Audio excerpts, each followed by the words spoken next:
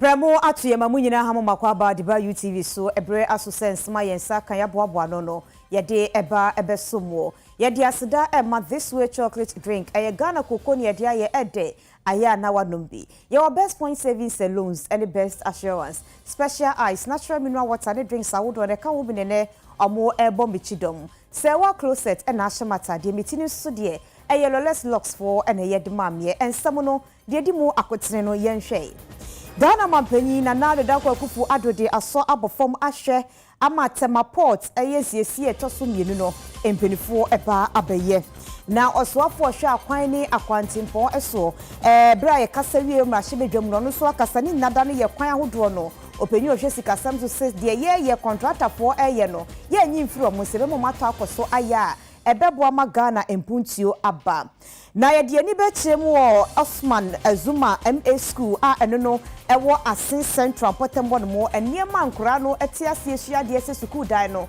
eni to areho ye twabi a ye bedi nkomo ene awie na Asante Mampo wa Asante Mantem so hina kasa e de atudwa asrem sempuntu djuma no wo yo no kwantimi enti adehye no emo ni chidom ensam no edika ho do hwe ba kontem akuya ajewa akode me de ba besomo afi ensam no nchiremu enie Ghana mampanyi na adodanko akufu ado akasa adi atudwa se wokọ estimate na ye ewo temano a empenifo ehwe amansiesi etoso mienu akoso a eno ye MP3 terminal 3 no a empenifo eba beye no amampanyi akufu ado kiremu se so moye we nyina da wie beboa ama empuntu abapa na empuntu na chisu no ebepeja Ghana yesikasem. Through our partnership with international partners and friends of Ghana, our nation has established a world-class trade infrastructure. Not only does this infrastructure meet global standards, but it also signals to investors, both domestic and foreign, that Ghana is open for business. It is no mean achievement, as it reflects the immense potential of our nation. Indeed, the substantial investments made in the harbor since 2017, together with the state-of-the-art equipment we see today, have tripled the port's capacity. This indicates that Ghana is poised for unprecedented trade growth, with our strategic location situated in the center of the earth, giving us a distinct advantage and offering a welcome gateway for trade in our region and beyond. This project, without a doubt, will etch its name in the records of Ghana history as one of the most significant and successful public-private partnership the nation has ever embarked upon. Meridian Port Services is an embodiment of a collaboration between Ghana Ports and Harbour Authority and a joint venture between APM Terminals and Africa Global Logistics. Today's gathering marks the initiation of the second phase of our investment, one that promises to usher in a new era of enhanced capacity at Tama Port. GPHA, Ghana Ports and Harbours, and a name Meridian Port Holdings, and a APMT Nibolore, near Cabo say, was say a year container terminal Fufro. And since Sabreno 2004, no share operations that time now main port ho. And Akakakra in 2019 no on by expansion no and share ewa ha I terminal 3. And unti Kakakra no omo atwasuna ye de share the 2 beds. I know na 2 ships no by hona ombetimi abesi. And na the 3rd berth akaho. Almost almost a 4th berth na for the actually hands so on my expansion send a containers no say the draw be a baby about 3.5 million containers ebetimi akwaha.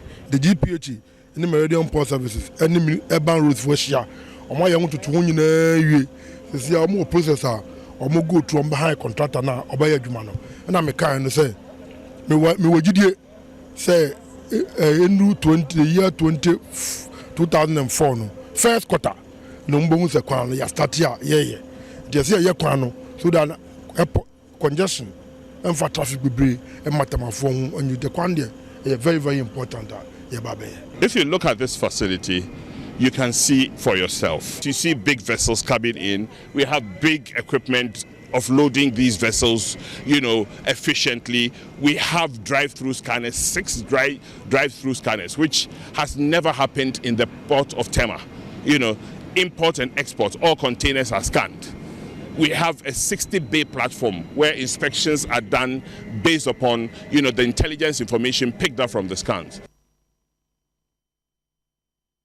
Enra no maisa na hinoro akenofori atako mrashibedwem edisiki edebebo ma ne ho bra wo afie besimunu atudwa na nkasaye mu no ose aban ani abere se krodon pese wo hwe emasi kasam enyini enu ntino afiwe ni afie besimunu aba be hye ne ho so obetutu niema ye ama eniema agina ne nai so pa.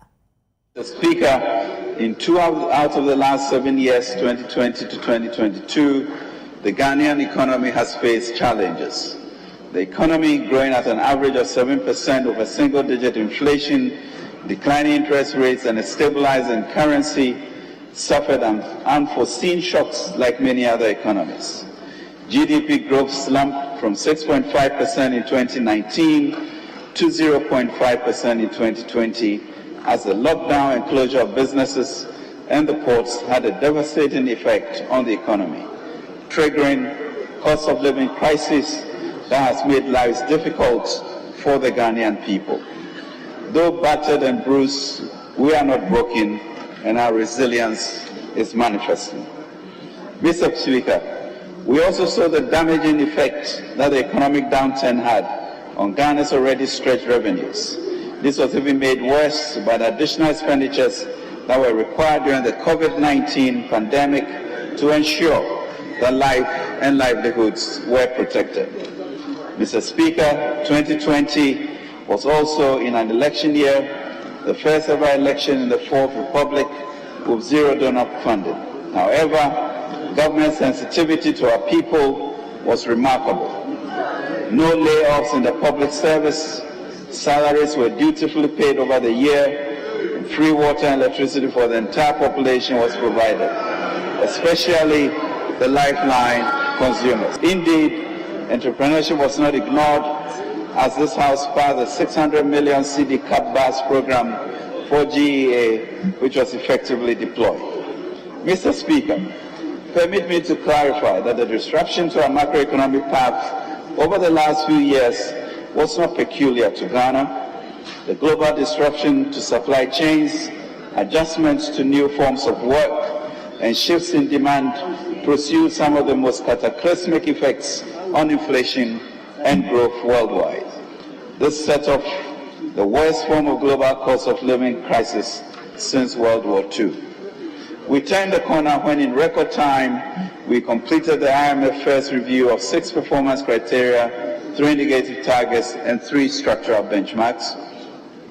Our task now and in the medium term is twofold: to maintain stability and to keep on growing. We are determined to remain on the course of increased growth, currency stability, and disinflation over the medium term. Our future growth prospects are certainly brighter, and I'm confident that this budget, this victory budget, this Inkunim budget, would ensure that we boldly walk on a sustainable path towards creating decent jobs and wealth for our people. Na universal health coverage our Ghana has seen yesimfie mpimienu ene aduasa 2030 die na yaduru ho ene se Ghana fo nyina da betimi enya pomuden papa na momo ho ato wei ene oswafo abedi echi ohwe apomuden so akasade atudwa se aban ede ne mapa egu apono so asade ne betimi aduru ho ne beboa ya pomuden senka yesoso. So man bi betim dia yarehwe se fatama na de hye emfa ho se nipa na okurukuma mu anase okurukesi mu so sika anase woni sika universal health coverage no ebefa amamu pa na asan afanhyehye pa ho bi agana yawiata so se be ni betimi bi ade aboma yarehwe papa atumi aduro bibia aboboa no ne nkonkoba se nipa no kurukuma mu anase akade eni ho no munti no arehwe se fata no no ne nsa entumi enka na we na mampinfo kan bi wuma opomudi afomudi nanu asi ho no mu a ode to adwenkwampo befa so yarehwe se fata no gena ne babia ne nsa ebetumi akabie eye National Health Supply Chain Conference abaso ewo enkran Midday ase no no so fa be di chioda pomudi aso ye na no urumunyamfo mahama sei sani wɔkasa de to dwa sɛ aban awia ta so de nhyehyɛ egu apono so a ɛbɛboa na yɛarehwɛ sɛ fata no ɛmfa ho ne Ghana ni sɛ ɔwɔ kurukuma mu ana sɛ ɔwɔ kukesie mu ebi betumi aduru na boboa no.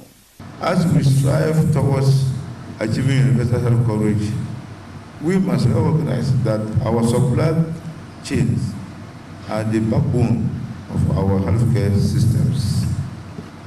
Building a resilient and sustainable supply chain requires visionary leadership, embracing innovation, and securing adequate financing.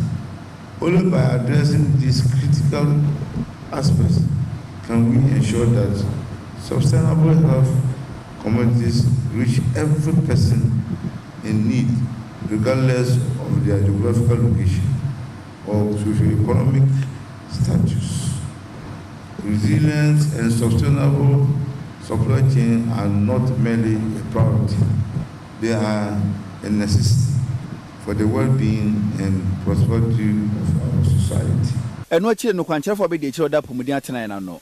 Dr. Anthony Adofufusu enso EDBP so. Ye dwuma na and health delivery ye deliver commodities, medicines and supplies. So intino supply chain system is very critical, right from the manufacturing side, and if say yeah ship on here banny distribute to the last mile. So because nipa no oba hospital hona say be equipment the better na wo say be akadia reagents a lab na me say reagent no choose after me diagnosis na fi me treat no so a drew no say drew no wo say any mani nyina enka ho a nature to need access, nature to need universal health coverage. And internal supply chain they are very important. Internal COVID time, our supply chain here disrupted. My man may be brain access to healthcare be a problem because commodity security and I say I can't na man ma apomudine nam supply chain Enra wa mrashe bejwe isa na hinura kendofowi ata wakasai pa na eya atrapo ne biakono eye akwan ene akwantimpo hyehyeye ahodo no no se akwan ya yede ama contract ni omuguso omoyomu enyenwiye no abane beto akoso aye wakaye po editudwa chem sella General Hospital ene Tamale interchange ni so aban eguso a wo pesika tu anamosi ebeye nentem. We continue to improve on our road networks. And Mr. Speaker, once the official accreditor committee has made its announcement, we will continue with all extendedly funded projects that will be resumed. However, the overflowing projects are ongoing and at various stages of completion. Kumasi Lake Road and Drainage Extension Project is completed. Reconstruction of Bichem Techimanchia Akumadin Road is 71% complete. Construction of flyover on the Accra-Tema motorway from Flower Port Runabout is 60% complete. Phase 2 of the Tema motorway runabout, including construction of the third tier of the interchange, is 56% complete. Construction of 4 major bypasses at Osino, Enyinem, Inyirisi, and Konongo along the Accra-Kumasi Highway commenced in 2023 and are various stages of completion. Reconstruction of Agona and Kwantatoka Road is 44% complete. Dualization of 4 main roads and traffic management works 100% complete. Selected roads in Second D and Takoradi Phase 1 is 28% complete, including the widening of the road to 10 lanes over 6-lane expressway and 4-lane service road interchanges at Amasaman, Kobiman, Midday, and in Sawan project is 30% complete. Construction of 4-tier interchange at Swame in the Ashanti region has commenced. Mr. Speaker, the following projects under the Master Project Agreement with Sino Hydro Corporation has been completed. Tamale Interchange, Western Region and Cape Coast Inner City Roads, construction of Hohoi, Jasikan, Dodi, Pepesi, 64.4 kilometers, upgrading of selected feeder roads in Ashanti and Western Region. However, the following are at various stages of completion.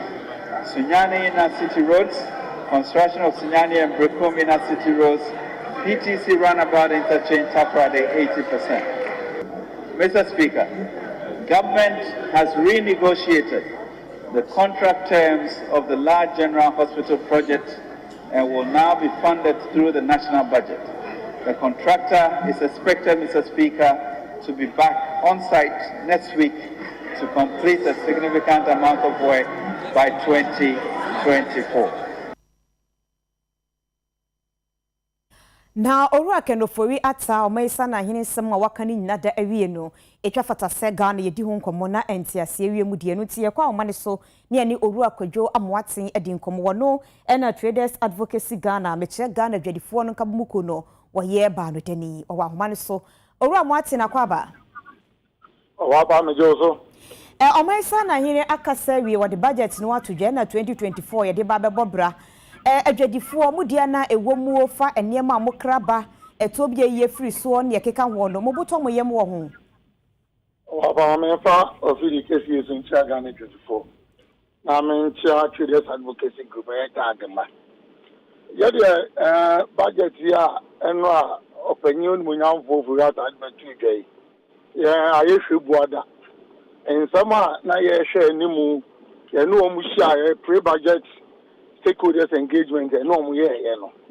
In some way, ne bo mo say and if you say you sure o man ya you mu ya sometimes am panyim for no o mo ba bonte a esono ne o mo ka no mo sia kokko mo esono ne o mo ka ya ma ya ngu za asa wo ka ne ma na asa wo de wo ye nsama wo mpe o man Ghana yi ni aya ka ne say eni ma kra enya de bone yerim sa niema bi wo ye betimi aye bi ye behwe ne aboa me aye na ewia se o man bi anu aye kra niema enso ni mpanyimfo ihia kokko mu a o mo preso be kra niema ma o manya o mo target enso o mo ba bonti na asa obi o kra niema de misu nipa boni ni ne o man bo e for de e bi sida ya ka tre owura ofori ata se eniema e koso e wo tema port eni takwade port no eye taxes eni niema omuntumi mpege the dollar rate ne di yi niema no emwo megedie nkoso ya ka ye sia pre-budget discussion ye just to just say ya anya ni sa emwo ma enipa na o di dwa no ontimi nye projections say wo say ya ten curve do obi obeka say ya ten curve no bia no na enipa crowd so o di dwa ana so onti o man Ghana senka yenya panyi oforiata ka say ehu curve na dia akere ne be ya adwen na say ya ten curve no die ma me papa wutie me yenya nten ne he ultimate internet curve abrakwa interest rate and now 40 to 46%. Ultimate internet curve na abra inflation more than 30%. Ultimate internet curve na abrakwa AFTA Ghana atwa say Ghana African ya medica.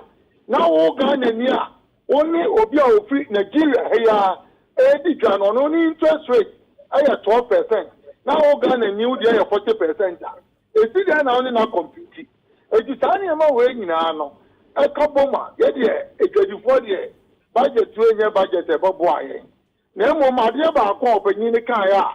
Ya no mo mu de ye enokra bi ni say. For about 6-7 months no, we see stability in the exchange rate. Now you know in as much as exchange rate na stabilize. I know interest I know na ye pe. Because now maybe mu ya nke 2 years ago. Na 6.3. 89 they be at 12.2. In as much as they could do 15 at about 12 no. And just the answer for your so na ya go shire say ya la de. Omo no ho modern. Na only IMF for negotiations say cost we enye. Omo modern na scan bimra. Say be ya dollar and at least it me be do 80 crowd ya. E boboa amedie akoso ne etima here expansion. Ye be fa ye nuanu to so o ma wie school adwuma say IMF for sika ye baye no mo de projection this budget yi e baye enti de ba dada ne krompo no musima hu so na de fe ye beba na mo hwe ani muse be ye bibi ne ba ene de obi o ka so wan hu so bia na se be o so o nka no kre ne ya kan say eno ka hu bi ne bo ama about 8 months in your stability in the exchange rate you know it is ye to ye niema ye na November no mo promise yes e beba no e no so ba ya dia e bebo am ye hu se ampa ya ku anim no Then your dollar na ma from crana, a bit me grab a picture, Amana Buama, a trading bit my projection, Emma Moka. It is a more share and you must say Brunya and Bebano dear, not just said dollar no ejina kakra na Abuama Jedia Kui. Ya no Ananka, and you do Zadia, Nanki, you bet Maka say, Yamini Dini, Nasa Yanshaya, Yania Koya, Yampen for your margin say, and Kofa, or more, may Momunia come getting in alcohol, or Messi some Rebidia and dear. Is a young idea, Brunya, January Numuna, China for so, or more.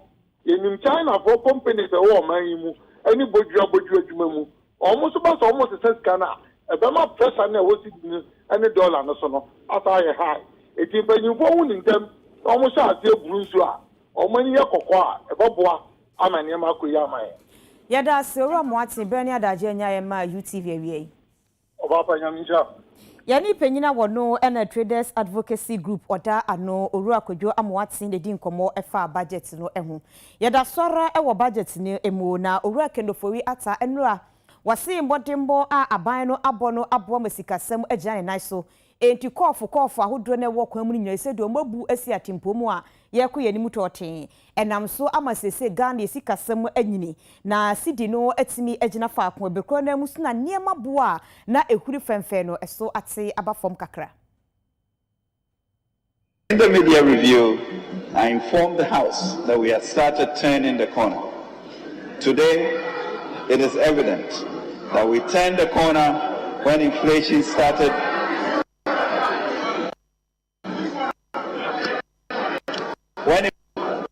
declining from 54.1% in December 2022 to 35.2%. And the corner, Mr. Speaker, when despite the percent projected growth, the economy galloped pace and clocked an average of 3% in the first 2 quarters of this year.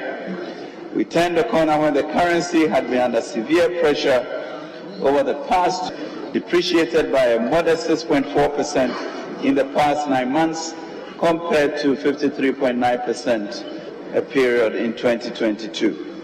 The performance of the city is also a reflection of the fact that confidence is back, revenues have improved, and that the recovery is indeed real and is here to stay.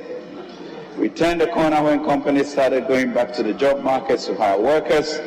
We turned the corner when international credit rating agencies, which have not been favorable to Ghana in recent years, started being positive about the economy. And we turned the corner when the banking industry started to record and report a profit after tax growth of 43.8% of 6.2 billion this half year. All of this, Mr. Speaker, deepens our democratic development by prioritizing resources for institutions to support the conduct of the 2020 general elections. It commits us to funding existing projects in roads, rural electrification, rural telephony, IPEP, and our areas.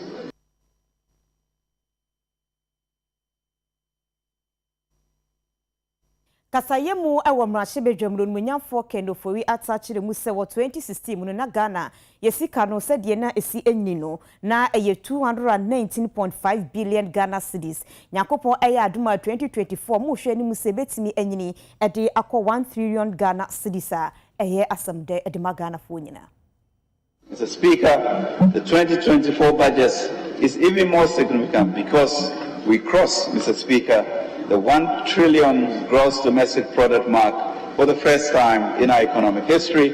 Let me repeat, Mr. Speaker, Ghana's economy under President Akufo-Addo in 2024, final year in office, is projected to be valued over 1 trillion Ghana cedis in 2024 from the 219.5 billion we inherited in 2016. Mr. Speaker, 2024, 1 trillion gross domestic product. Mr. Speaker, fundamentally, this is a government that is self-aware, reflective, and has been open throughout the process to incorporating citizens' feedback in preparing this budget. And as in previous years, we have prioritized stakeholder consultations. Consequently, we engage with and obtain valuable inputs from key stakeholders, including investors, traders, academia, organized labor, civil society organizations, bankers, development partners, faith-based organizations, a cross-section of the leadership, and other honorable members of Parliament. Orua Samson Asaki Awingobet, one na Importers and Exporters Association, oye penyina wadano, owa humano so ye ba bedi nkomo ede afa eye budget no ehu. Eja memo akwa ba deba UTV so ewie. Mejemoso mechemo tifo ina. Ene nyankopon adom maisa na hene ede budget no atudwa. Wakasa kramponu kasa hodo ye kra ede eba ho niema bi no aban yitu afri so. Eye pade ye ni Ghana hasi yanso so no ye kra ho niema na baban ayitu na afri so. Ono mo kra niema de niema ko amnoni ko no na oda no. Say na wusiji asem we. Yo medasi meche tifo ina na de tena se makatro se enura budget na omampe finance minister ediba parliament no soyeni anase etoyo kuma meboa me say budget no or to the din say inkunim budget but met makatro say we any emma ni jibia mbakru ni dasu bia ni ho identity mechanism say inflation rate has come down from 38.1% to 35%, and that this Christmas Ghanaians will enjoy the Christmas. Oko market and prices beyond new how any commodity but say because of another budget no and Ghana for much prices of goods that be gathered.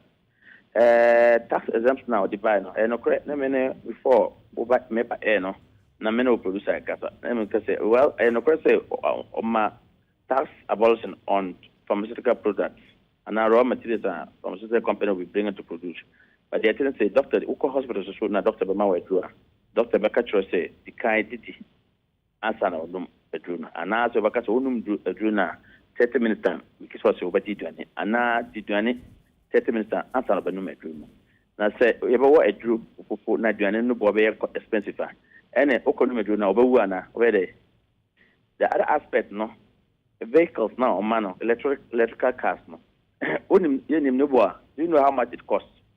That will not reflect, that will not affect, that will not benefit the ordinary Ghanaian, the ordinary citizen in this country. The tractors that he's talking about, no? Yes, it's good that will bring mechanic farming equipment to maximize our production, agricultural production. That's good. But the attorney say, in terms of what will benefit the Ghanaian today, before and going forward into 2022, no, would have been the bread and probably maybe quarter bread. How much is the price of bread? They are not benefiting Ghanaian no, going forward to 2024, no, and that can determine election. No. And how much is the cost of ideal milk? How much is the cost of transport? So far, Uber, you will say petroleum product price now and the levies now they can say a buying TB no, a buying TB. Special import equivalent levy, I will have what you say a buying a year. The 2% import levy, I will have what you say a buying coffee. You see, during the media budget review, increasing VAT not to 15%. What the VAT 50% plus, get fund 2.5, health insurance 2.5, hovering around 20 plus. That is a cost to the Ghanaian business person. Benchmark values now most crabby during December, no, and the cost of doing business in Kaino. To say frozen food, I will have no try 83,000 Ghanaians, and over 300,000 is just for one container. That's how costly. Mr. Wingobet. Yansha Ebra Okasano was say, and Yamabi to say hospitals near Mahodono.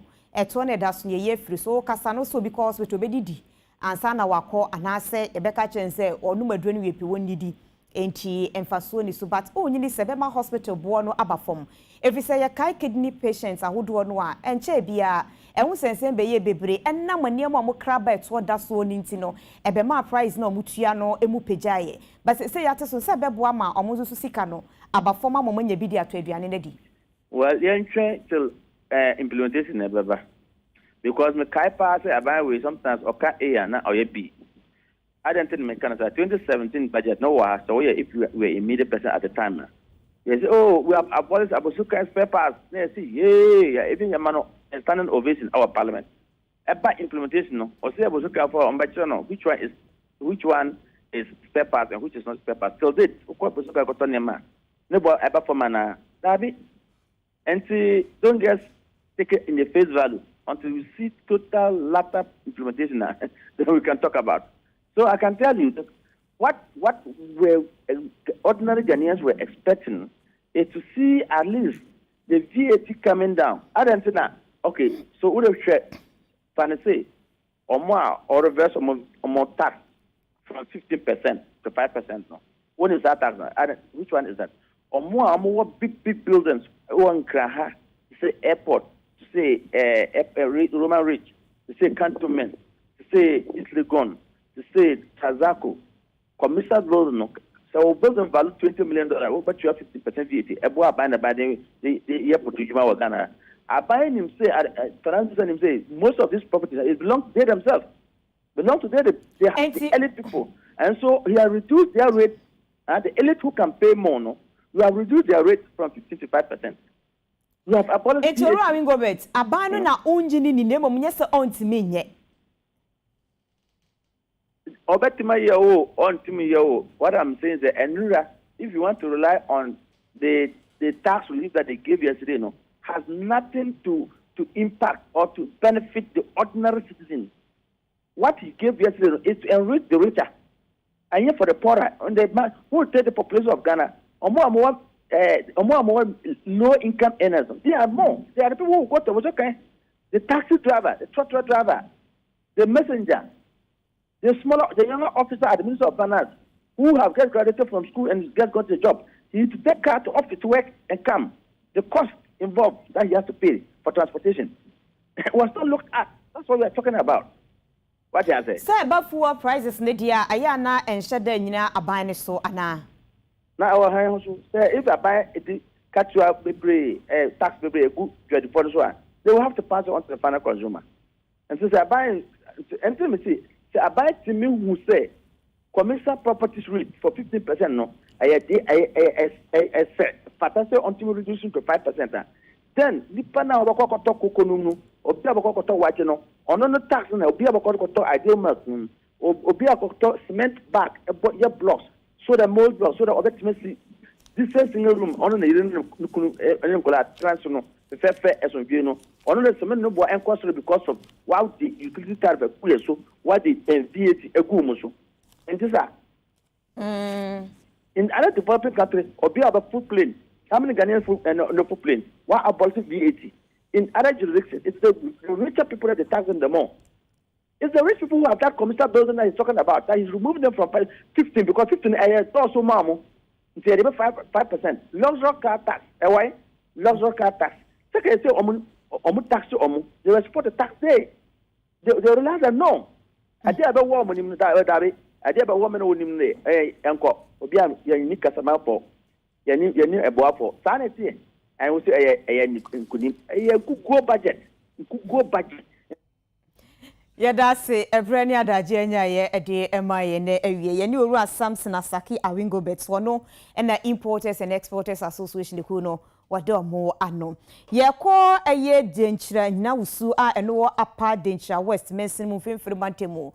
Amoyene akasa de atuja seba akufoti wonumui nensa ensu nyankopon andi katenti ebra wadwa ntuma esinebo eye mpuntu dwuma de twafata so manfo ne ta na wachie na watimi ye ma no eyeye gina ha ye ne age pa kire se nneoma sabi duba bia ye koso okure mu mpo no ya na airtime nanso enne oduman kuma enne ye nananom nana kwadampem mayi ye de hyekonkura maye nti enne de nyino suman de nyina ye ne age se enne so nyame ya doma ye nyahene san se me no kasa kura no janam ya kura ho ye de amaye ye school dan enye ye kwan enye ye no ma pio ho enye ekwen atutura sam kwa na wom obi tibi bo obi free no wakọ police ko china na yakoyi no awidi sam akro no sam ene nsamane ya ho akire ye papa etisa ne nyankopon otusura osihene One of my biaba, I was assistant when all the S one my nia.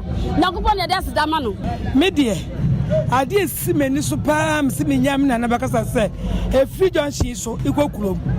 Moto me not to be more sound. Or no sense any great to be a pajani table, or the basic quantity, or be a pajani table. Tell it that Makuma so many so, Samachan said, no dear, any a bad crime was so here, or any black house so young Yakase. Intino, the national, or be a better digger.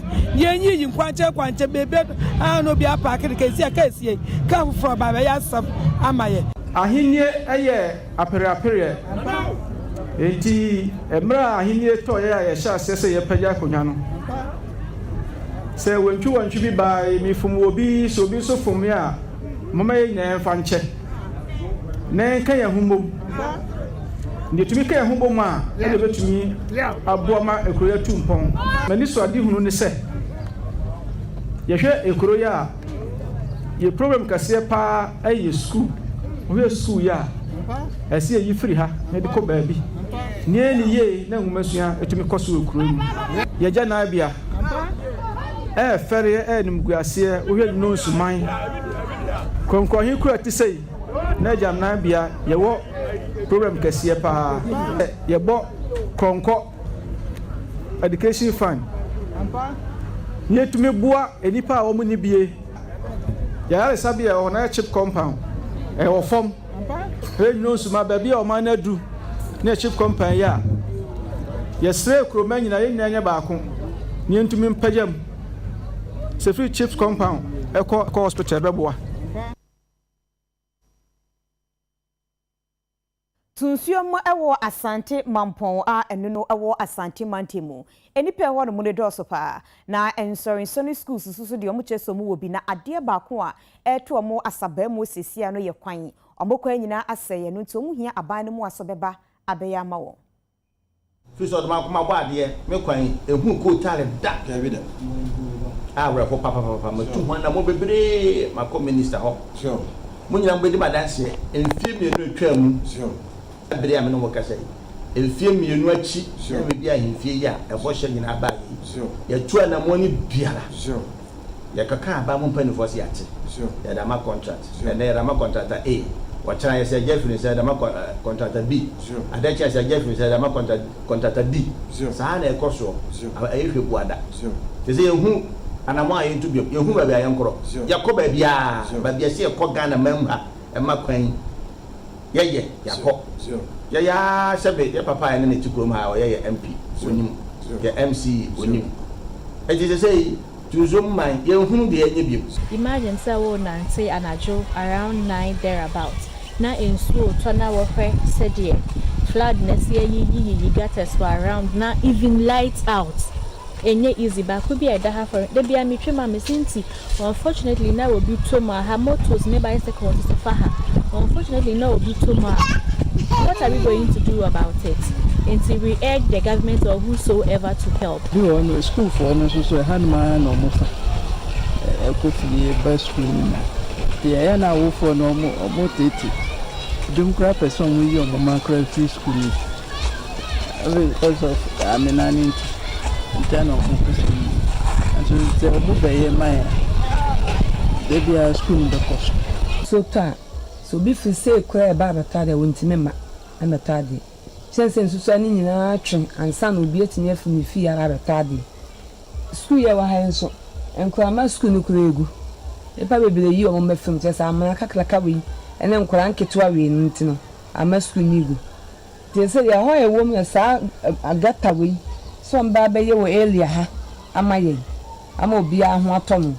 They saw mama mate ase akwa school or sa hen ne ade admin nyina obia hu ba bi kwan fa so mfa ne ba no school chansa wa odi na chi na be kaga tawe woni na chi dia wonti ma ngwa no kwa metwam so nko school ene ne ade a yesra aban no se pa ne chew ene die ene ne kire ye wontwa ni mehwe tunsuom ha se ne nso to ni pe hu na ma ne wo bro ni so apa ye jina we se so ahome abaye ba bongo di fara wa sports agudi eba beto so ye basisia